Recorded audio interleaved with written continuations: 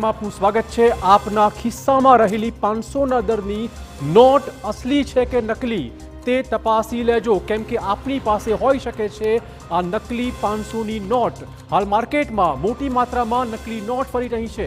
2000ની નકલી નોટ બંધ થયા બાદ હવે નકલીનું નેટવર્ક ચલાવી રહેલા લોકો 500ના દરની નોટ છાપી રહ્યા છે અને માર્કેટમાં ફરતી કરી રહ્યા છે, અને જેથી હવે ક્યારે પણ આપના હાથમાં આવી 500ની નોટ આવે તો આપ પણ થઈ જજો સાવધાન।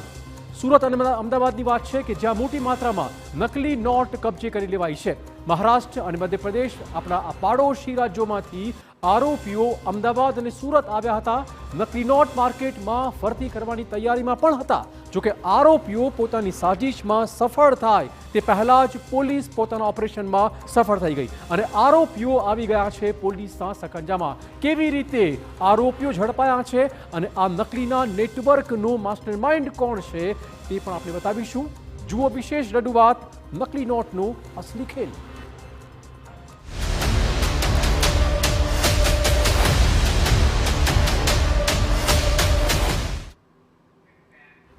તો સૌથી પહેલા વાત કરીશું અમદાવાદની, જ્યાં 1 લાખથી વધુની નકલી ચલણી નોટ પકડી પડાઈ છે। પોલીસે નકલી ચલણી નોટ સાથે 6 આરોપીઓ પકડી પાડ્યા છે।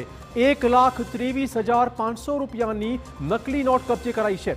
ચાણક્યપુરી શાક માર્કેટમાં આરોપી નકલી નોટ વટાવવાના હતા અને ત્યારે જ પોલીસે આરોપીઓને પકડી પાડ્યા છે। મધ્યપ્રદેશમાં ભીંડમાં આરોપી નોટ છાપતા હોવાની વિગતો સામે આવી છે। આરોપી પાસેથી મોબાઈલ સહિતના સાધનો પણ કબજે કરી લેવાયા છે। પોલીસે તમામ આરોપીના 12 દિવસના રિમાન્ડ મેળવીને આ કેસમાં તપાસ આરંભી દીધી છે।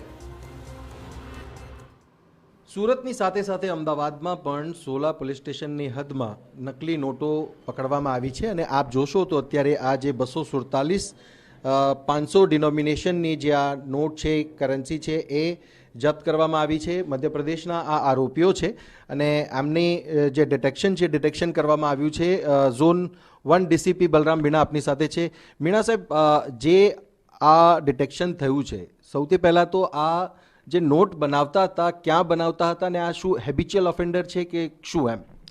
એમાં ટોટલ 6 લોકોની ટીમ પકડવામાં આવી છે। એ બધા લોકો જે છે એમપીના ભીંડ જિલ્લાના રહેવાવાળા છે અને એમાંથી એક આરોપી છે એ પકડવાનું બાકી છે। એ આરોપી પહેલાં યુપીની અંદર સેમ પ્રકારના બનાવોની અંદર જેલમાં જઈ આવેલું છે અને એમની ટ્રેનિંગ અને ટિપ્સ ઉપર આ લોકોએ આ પ્રયાસ કરેલું હતું।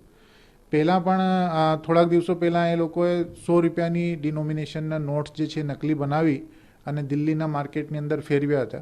ત્યાં એ સક્સેસફુલ ગયા, પછી એ લોકોની હિંમત વધી, એના લીધે પછી એ લોકોએ 500ની નોટમાં ટ્રાન્સફર થયા અને અત્યારે આ એક પહેલો લોટ જે છે 247 નોટ્સનું લઈ અને અમદાવાદમાં આવ્યા હતા। અમદાવાદમાં જે ગીચ વિસ્તાર હોય, જ્યાં ભીડભાડવાળા વિસ્તાર હોય, સાંજે ગર્દી વધારે રહેતી હોય, અંધારું હોય થોડુંક, તો આ વસ્તુનો લાભ લઈ અને એ લોકો નોટ અહીંયા વટાવવા માટેની પ્રયાસથી આવ્યા હતા।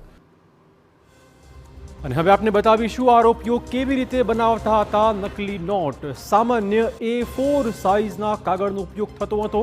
કલર પ્રિન્ટરથી નકલી નોટ છાપતા હતા અને પછી નોટ અસલી જેવી લાગે તે માટે લીલી રંગની ટેપનો પણ ઉપયોગ કરતા હતા, જેથી 500ની નોટ અસલી જેવી જ લાગે। આરોપીઓએ નોટ વટાવવા માટે ભીડભાડવાળી જગ્યા પસંદ કરતા હતા। રાત્રે જ્યારે અંધારું થઈ જાય ત્યાં જ નોટ વટાવતા હતા। કારણ કે આ લોકો છે, બીજી પણ ગેંગ હોઈ શકે છે, તો લોકોએ કેવી રીતે એલર્ટ રહેવું ને આ કેવી રીતે શું મટીરિયલ એમાં યુઝ કરી રહ્યા હતા? એમાં મટીરિયલની દ્રષ્ટિએ બહુ સોફિસ્ટિકેટેડ મટીરિયલ યુઝ નથી કરવામાં આવેલું। સ્કેનર્સ અને કલર પ્રિન્ટર્સની મદદથી જ આ નોટો જે છે એ આ લોકોએ બનાવી હતી। નોર્મલી આપણે 500ની નોટ જ્યારે જોતા હોય તો એની અંદર એક ગ્રીન કલરનું થ્રેડ હોય, આ ઓરિજિનલ નોટ છે ધારો કે, તો ઓરિજિનલ નોટની અંદર આપણે જોવાથી ખ્યાલ આવે કે એનું કલર જે છે કોમ્બિનેશન અલગ અલગ હોય, સામેથી જોવામાં અલગ આવે, સાઈડથી જોઈએ તો બ્લુ થઈ જાય, વચ્ચે એમાં આરબીઆઈનું થ્રેડ પણ છે। તો આવી પ્રકારની આ લોકો એક આ અમે ડેમો માટે આપણે દેખાડીએ છીએ। આ એક એવી ટેપ ખરીદવામાં આવી ને ટેપની અંદરથી પહેલાં ફોટોકોપી કરી લેવામાં આવે ને ફોટોકોપી પછી આ જે નોટ છે નોટની ઉપર ગ્રીન ટેપ આ રીતે લગાડવામાં આવે। પરંતુ આ સ્ટેન્ડર્ડ સાઇઝ છે, આ આપણી ગવર્મેન્ટ ઓફ ઇન્ડિયા દ્વારા છાપવામાં આવેલી નોટ છે, એટલે એમાં કોઈ પણ પ્રકારની કમી છે નહીં। પરંતુ એમના દ્વારા છાપવામાં આવેલી નોટની અંદર આ ઉપરથી એમાં ચોંટાડતા હતા અને ચોંટાડવાના લીધે આપણે જે આપણા બાતમીદાર હતા એ બાતમીદારને એનું થોડુંક એક ફીલના લીધે ખ્યાલ આવ્યું કે આ નકલી નોટ હોઈ શકે છે. અચ્છા, આ પેપર પણ એ લોકો જે યુઝ કરતા હતા એ કયા પેપર યુઝ કરતા હતા સર આમાં? સિમ્પલ પેપર્સ છે. સિમ્પલ પેપર જે A4 સાઇઝના છે એમને જ યુઝ કરવામાં આવેલું. Simple printer, simple scanners use કરવામાં આવેલા.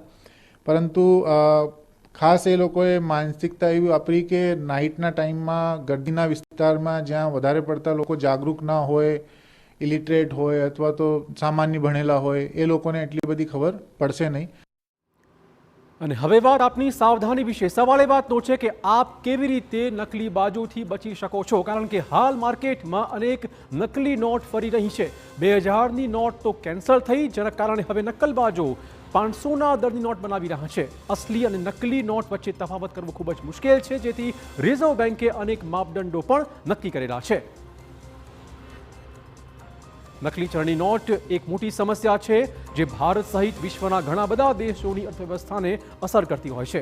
નકલી નોટ માત્ર લોકોને આર્થિક નુકસાન જ નથી પહોંચાડતી, પરંતુ બ્લેક માર્કેટિંગ અને ગુનાહિત પ્રવૃત્તિમાં પણ તે મોટો ફાળો આપી રહી છે. તેથી નકલી નોટને ઓળખવી ખૂબ જ મહત્વપૂર્ણ છે. ત્યારે આપ સૌથી પહેલા જુઓ, વોટરમાર્ક તપાસો, સિક્યોરિટી ટ્રેડ જુઓ, ઇન્ટેગ્લિયો પ્રિન્ટ તપાસો, કાગળની ગુણવત્તા પણ તમે ચકાસો, જોડણી પણ તમે તપાસી શકો તેમ છો. આ સાથે જ આપ આરબીઆઈ એપ નામની મોબાઈલ એપ લોન્ચ કરેલી છે, જેનો ઉપયોગ કરીને નકલી નોટને ઓળખી શકાશે. આ એપ્લિકેશન ચલણને સ્કેન કરવા માટે ફોનના કેમેરાનો ઉપયોગ કરે છે અને નોટ અસલી છે કે નકલી તે વિશે આપે છે પ્રતિક્રિયા. ભારતમાં નકલી ચલણને ઓળખવાની વિવિધ પદ્ધતિઓથી વાકેફ હોવું અત્યંત મહત્વપૂર્ણ સાબિત થવાનું છે.